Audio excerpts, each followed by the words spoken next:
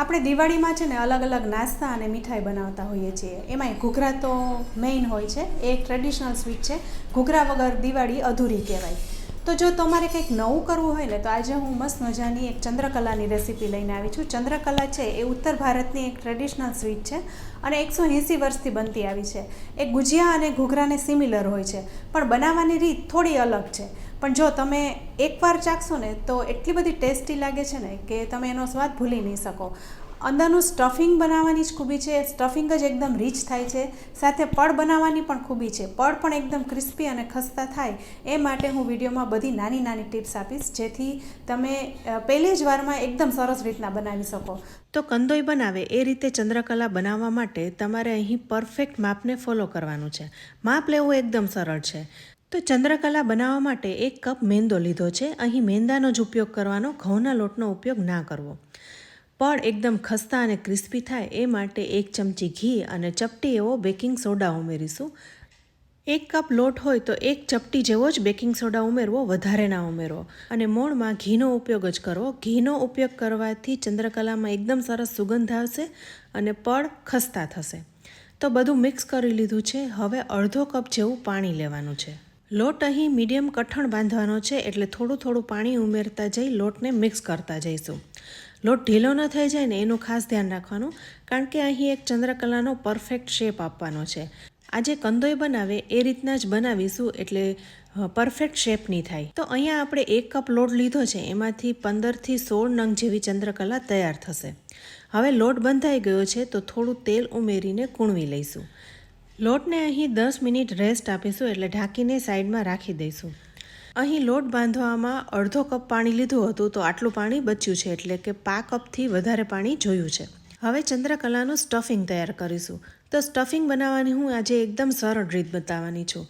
સ્ટફિંગમાં આપણે માવાનો ઉપયોગ નહીં કરીએ, પણ પેંડાનો ઉપયોગ કરીશું. માવો બધી જગ્યાએ સહેલાઈથી મળતો નથી, એટલા માટે અહીં રેડીમેડ પેંડાનો ઉપયોગ કરીશું. જો તમારે માવો લેવો હોય ને તો માવાને થોડો પહેલાં ઘીમાં શેકી લેવાનો, એટલે મોઇસ્ચર થોડું ઘણું ઉડી જાય અને માવો ઠરી જાય પછી એમાં સ્વાદ પ્રમાણે દળેલી ખાંડ અને ઇલાયચી ઉમેરવાની.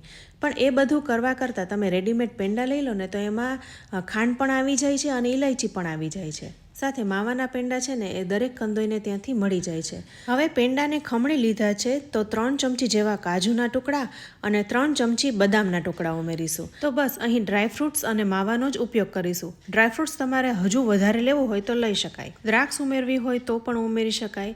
થોડું નારિયેળનું ખમણ અને રવો ઉમેરવો હોય તો ઉમેરી શકાય. તો બસ બધું મિક્સ કરી લીધું છે. અહીં જેટલો મેંદો લીધો છે એટલું સ્ટફિંગ લીધું છે. 1 કપ લોટ સામે 1 કપ જેવું સ્ટફિંગ લેવાનું છે, એટલે એકદમ બરોબર થશે. સ્ટફિંગ જરા વધશે પણ નહીં અને ઘટશે પણ નહીં. તો સ્ટફિંગ તૈયાર થઈ ગયું છે. તો હવે એક ચાસણી બનાવવાની છે. તો એક કડાઈમાં અડધો કપ જેવી ખાંડ લીધી છે. સાથે પા કપ જેવું પાણી ઉમેરીશું. જેટલી ખાંડ લીધી છે એનાથી અડધું પાણી ઉમેરવાનું. હવે ગેસને ચાલુ કરી દઈશું અને મિક્સ કરીશું. ધીરે ધીરે ગરમ થતાં 1 કે 2 ઉફાળા પણ આવી ગયા છે, તો સાથે એલચી પણ ઉમેરી દઈશું. 2 થી 3 એલચીનો ભૂકો કરી લીધો છે. સાથે થોડો કેસરી ફૂડ કલર પણ ઉમેરીશું, એટલે દેખાવ એકદમ સરસ આવે. ફૂડ કલર ઉમેરવો ના હોય તો કેસર પણ ઉમેરી શકાય. હવે બધું મિક્સ કરી લીધું છે. અહીં ચાસણી છે ને તમારે ચીપચીપી બનાવવાની છે, કોઈ તાર નથી કરવાના. જેવી જલેબીમાં ચાસણી કરીએ છીએ એવી જ કરવાની છે. તો તમે જોઈ શકો છો ચાસણીનું ટેક્સચર છે એકદમ મધ જેવું થઈ ગયું છે. કોઈ તાર નથી થતા, બસ ચીપચીપી જ છે. તો હવે ગેસને બંધ કરી દઈશું અને ચાસણીને સાઈડમાં રાખી દઈશું. હવે બનાવવાની છે ચંદ્રકલા. તો લોટને રેસ્ટ અપાઈ ગયો છે. લોટને થોડો કૂણવી લઈશું અને સાથે થોડો મેંદાનો લોટ લઈશું વણવા માટે. એક મોટો લુવો કરી લેવાનો છે અને એક મોટી રોટલી વણી લઈશું. રોટલી મીડિયમ થિકનેસની વણવાની છે, બહુ જાડી પણ નહીં અને બહુ પતલી પણ નહીં. હવે ચંદ્રકલા એક જ સરખી અને એક જ શેપની થાય ને એ માટે કોઈ કૂકી કટર, ગ્લાસ કે વાટકીનો ઉપયોગ કરવો. તો એક રોટલીમાંથી 4 પૂરી તૈયાર થશે. વધારાનો લોટ કાઢી લઈશું. આ 4 પૂરીમાંથી 2 ચંદ્રકલા બનીને તૈયાર થશે. હવે પૂરીમાં વચ્ચે સ્ટફિંગ મૂકવાનું છે. તો કોઈ નાની કૂકી કટર લઈ લેવી, એટલે સ્ટફિંગ છે ને એ બોર્ડર ઉપર આવી ન જાય. કારણ કે અહીં ચંદ્રકલામાં કાંગરી વાળવાની હોય છે. જો સ્ટફિંગ વચ્ચે આવ્યું ને તો કાંગરી બરોબર વળશે નહીં. હવે સ્ટફિંગને બરોબર વચમાં ગોઠવી દેવાનું છે. બોર્ડર ઉપર ના આવવું જોઈએ. બોર્ડર ઉપર થોડું પાણી લગાવી લઈશું, એટલે બીજી પૂરી ઉપર મૂકીએ તો સરખી રીતના ચીપકી જાય. હવે સ્ટફિંગ ઉપર પૂરી મૂકીને બધી બાજુથી એને દબાવી દઈશું, થોડું થોડું પ્રેસ કરી લઈશું અને કાંગરી વાળી લઈશું. તો એકદમ હળવે હાથેથી પાટલા ઉપરથી ચંદ્રકલાને ઉપાડી લેવી અને કાંગરી વાળતા જવાનું છે. કાંગરી વાળવી એકદમ સહેલી છે. ઘૂઘરામાં પણ આવી જ રીતના આપણે કાંગરી વાળતા હોઈએ છીએ, તો ચંદ્રકલામાં પણ એવી જ રીતના આપણે કાંગરી વાળવાની છે. તો બોર્ડર હાથમાં લઈ એને પ્રેસ કરી ફોલ્ડ કરી દેવાની, આવી રીતના કરતા જવાનું છે, એટલે કાંગરી એની મેળે વળતી જશે.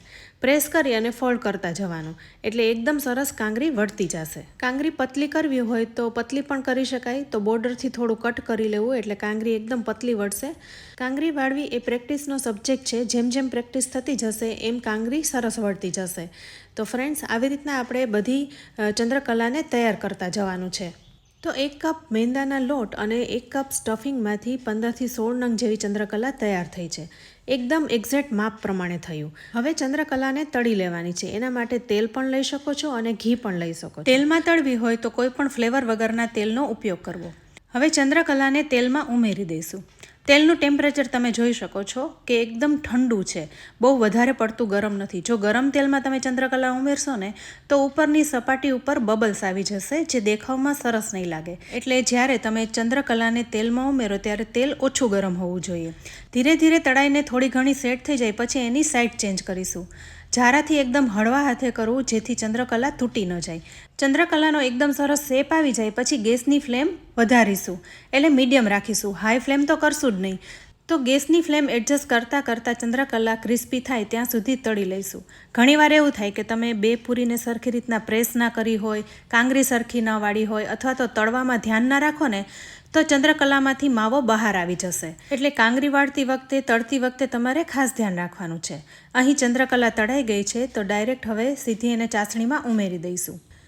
અહીંયા ચાસણી છે ને એ અડધો કપની જ કરી છે, કારણ કે આમાં બહુ વધારે ચાસણી જોશે નહીં. ચંદ્રકલા આમાં ડૂબાડીને નથી રાખવાની, થોડી વાર ડૂબાડીને પછી કાઢી લેવાની હોય છે. ઉપર ચાસણીનું થોડું કોટિંગ થઈ જાય એટલી વાર જ રાખવાની હોય છે. તો બધી ચંદ્રકલા ઉપર આવી રીતના ચાસણીનું કોટિંગ કરી નાખવાનું છે. ચાસણી તમે જોઈ શકો છો ચીપચીપી છે, અહીંયા કોઈ તાર નથી અને ઠરી ગઈ છે છતાં પણ એ જામી નથી ગઈ. ચાસણી સરખી રીતના એબ્ઝોર્બ થઈ જાય એટલે ચંદ્રકલાને 8થી 10 મિનિટ ચાસણીમાં રાખીશું. ત્યાં સુધીમાં બીજી ચંદ્રકલાને પણ તળી લઈએ. જેમ જેમ તળાતી જાય એમ ચાસણીમાં ડુબાડતા જઈશું અને 10 મિનિટ પછી બહાર કાઢતા જઈશું. તો આવી રીતના આપણે બધી ચંદ્રકલાને તૈયાર કરી લીધી છે. હવે ચાસણીમાંથી બહાર કાઢી લઈશું. તો એક પછી એક ડીશમાં ગોઠવતા જઈશું. હવે ચંદ્રકલાને પિસ્તા અને ગુલાબની પાંદડીઓથી ગાર્નિશ કરી લઈએ. અહીંયા તમે જોઈ શકો છો ચાસણીનું એકદમ સરસ કોટિંગ થઈ ગયું છે અને ડ્રાય થઈ ગઈ છે. તો હાથમાં લઈને ખાશો ત્યારે હાથ ચોટશે પણ નહીં. તો ફ્રેન્ડ્સ, ઘૂઘરા જેવી જ લાગતી આ ચંદ્રકલા તમે એકવાર જરૂર બનાવજો. એકદમ ટેસ્ટી લાગે છે, દેખાવ જ એટલો સરસ છે, તો તમે વિચારો કે સ્વાદમાં કેટલી સરસ હશે. સ્ટફિંગ જ આપણે માવાનું કર્યું છે. તો એ ખોલીને પણ દેખાડું. તો જો ઉપરનું પડ એકદમ ખસ્તા થયું છે. તો ફ્રેન્ડ્સ, તમને આજની આ ચંદ્રકલાની રેસીપી કેવી લાગી? દિવાળી આવી રહી છે તો એક ટ્રેડિશનલ મીઠાઈ જરૂરથી બનાવજો. રેસીપી સારી લાગે ને તો વિડીયોને લાઇક અને શેર કરજો. અમારી ચેનલ કિચન સિરીઝને સબસ્ક્રાઈબ કરી લેજો. અમારા ફેસબુક પેજને લાઇક કરી ફોલો કરજો. તો ફરી મળીશું આવી એક ઉપયોગી રેસીપી સાથે. ત્યાં સુધી આવજો.